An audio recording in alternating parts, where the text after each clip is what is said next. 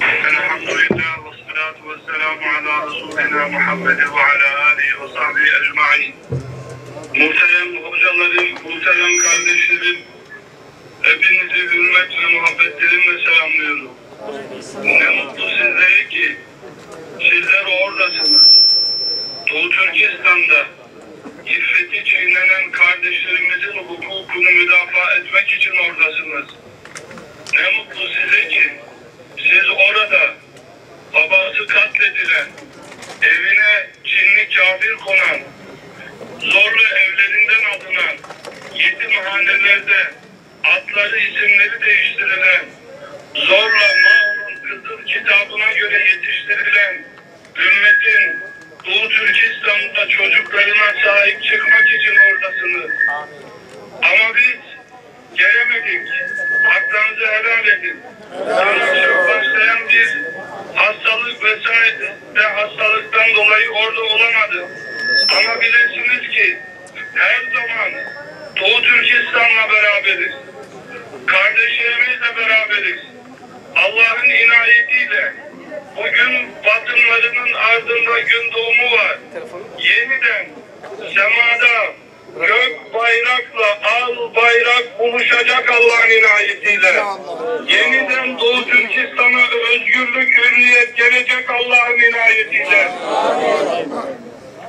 Kardeşlerim, Allah Azze ve Celle Ali İmran suresinin 137. ayetinde buyuruyor ki قَدْ خَلَتْ مِنْ قَبْلِكُمْ سُنَنٌ Sizden önce çok sistemler, çok devletler, çok imparatorluklar, ideologyalar geçti.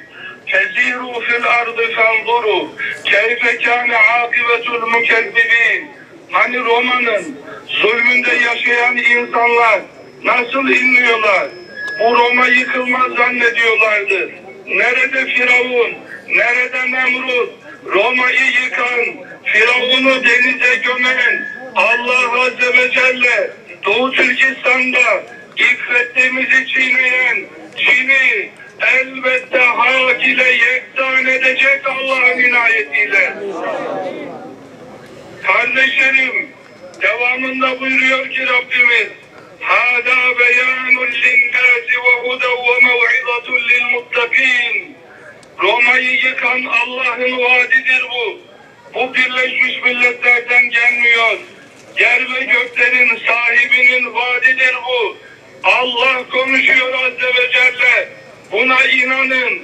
Elbette Roma'nın yıkıldığı gibi iffetimizi çiğneyen, Kur'an-ı Kerimlerimizi yıkan, yırtan, camilerimizi kapatan, ezanlarımızı susturan, bugün dünyanın en büyük zulmünü yapan Çin, Doğu Türkistan'dan mağlup, mahkur, perişan bir halde elbette geriye bakamadan firar edecek. O günlere doğru gidiyoruz. Onun için Kur'an'ın sahibi buyuruyor ki وَلَا تَهِنُوا وَلَا تَحْزَنُوا وَاَنْتُمُ الْاَعْلَوْنَ اِنْ كُنْتُمْ مُؤْمِنِينَ Ey Müslümanlar, Doğu Türkistanlı bacılarım, kardeşlerim, İslam'ın 1000 yıllık cephesinin mücahitleri, üzülmeyin, gevşemeyin. اِنْ يَمْسَسْكُمْ كَرْهُمْ fakat مَسَّ الْقَوْمَ كَرْهُمْ مِثْلُ Allah Azze ve Celle وَتِلْكَ الْاَيَّامُ نُدَاوِلُهَا بَيْنَ النَّاسِ Günleri insanlar arasında döndürüyor. Dün siz orada Karahanlılarla, dün siz orada Kaşgarhanlığıyla büyük devletler kurmuşsunuz. Çin'i mağlup etmişsiniz. Çin saraylarında Allahu Ekber demişsiniz. Bugün Uhud günüdür. Ama unutmayın, Uhud'dan sonra Mekke'nin fethi gelir.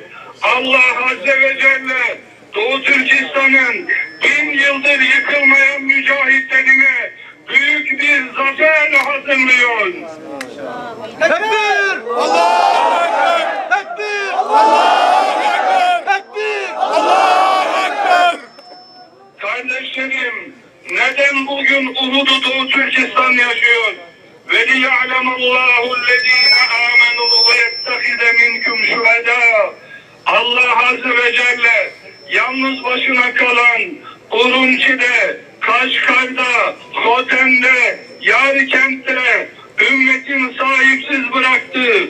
Ama Hazreti Kur'an'ı bırakmayan, namazı bırakmayan, örtüsünü bırakmayan o büyük İslam kadınları arasından büyük kahramanları çıkarıyor. Nesibeler çıkarıyor. Ey katil cin! O büyük kadınların kahraman çocukları önünde zelil olacaksın. Tekbir! Allahu Ekber! Allahu Ekber! Allahu Ekber! Ey Doğu Türkistan'ın kahramanları, ey mücahitler, ey bahadırlar, Allah sizi İslam'ın o cephesinde en büyük kafire karşı istihdam eylemiş. Siz 1000 küsür yıl Mekke'yi korudunuz, Medine'yi korudunuz, Çin istilasına karşı korudunuz. Ve liyumahhisallahu-llezîne âmenû ve yemhakal kâfirîn. Gün münafıkların, Müslümanların birbirinden ayrıldığı gün siz Osman Baturların evladısınız. Onun ellerini kestiler, kulaklarını kestiler, çocuklarını öldürdüler. Ama o halde onlarca Çin askeri ona kurşun sıkarken diyordu ki belki beni öldürürsünüz ama kıyamete kadar Doğu Türkistan'da kıyam devam edecek, cihat devam edecek. Allahu Ekber! Allahu Ekber! Allahu Ekber! Kardeşlerim, siz öyle kahramanlarsınız ki yere düştüğümüz zaman nasıl ayağa kalkarız? Onun planını yaptınız. Allah görüyor Azze ve Celle. Mücadelenizi görüyor. Urumçi'de kızlarınızın iffeti çiğnenince 2009'da meydanlara çıktınız, yürüdünüz, hak dediniz, hukuk dediniz. Dünya bakmadı. Dünya sizin feryadınıza ses vermedi. Ama siz Allah Azze ve Celle'nin nusretiyle yürüdünüz. İnşallah Anadolu uyanıyor. Anadolu ayağa kalkıyor. Doğu Türkistan'la beraberiz diyor. Bundan sonra 10 binlerle değil, İstanbul'da 100 binlerle büyük mitingler yapacak. Ey Çin, Doğu Türkistan'ın kıyamıdır bu. Yenileceksin ey kafir diyeceğiz. Yaşasın bağımsız Doğu Türkistan! Yaşasın bağımsız Doğu Türkistan! Yaşasın bağımsız Doğu Türkistan! Yaşasın bağımsız Doğu Türkistan! Ey Türkiye'li kardeşlerim, sizler çok şey yaptınız. Mazlumların imdadına koştunuz. Büyük mitingler yaptınız. Her türlü seferberliği ilan ettik. Ama Doğu Türkistan'ın sesini dünyaya duyuramadık. Orada bir Filistin var. Çin, Doğu Türkistan'da soykırım yapıyor. Allah rızası için bu kardeşlerimizin, ümmetin mazlumlarının sesini duyuralım. Eğer bu sesi duyurmazsak mahşer günü Sırat Köprüsü'nde yalnız bıraktığımız evine Çinli erkekler konan, iffeti çiğnenen o kadın gelecek. Doğu Türkistan'ın kadınları gelecek. Ya Rabbi, bizi sahipsiz bırakan şu ümmeti sana şikayet ediyorum Allah'ım diyecek. Kardeşlerim, mahşer günü Doğu Türkistan'ın kızlarının hesabını Allah'a verebilir miyiz kardeşlerim? Müslüman uyuma, kardeşine sahip çık! Müslüman uyuma, kardeşine sahip çık! Müslüman uyuma, kardeşine sahip çık! Müslüman uyuma, kardeşine sahip çık! Kardeşlerim, FED planında biz Türkiye'de ne yapabiliriz? Alem-i İslam'da ne yapabiliriz biz? Allah Azze ve Celle buyuruyor ki İnnemâ yenhâkumullahu anillezîne kâtelûkum fiddîn.